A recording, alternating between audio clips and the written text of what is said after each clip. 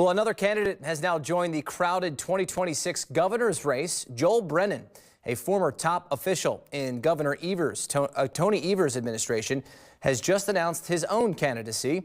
Brennan is a Democrat. He's the current president of the Greater Milwaukee Committee. He also previously worked in the State Department of Administration and is executive director of Milwaukee's Discovery World. He said he would be a governor who fights President Donald Trump's, quote, chaos and dysfunction, and will work across the aisle with Republicans in the state.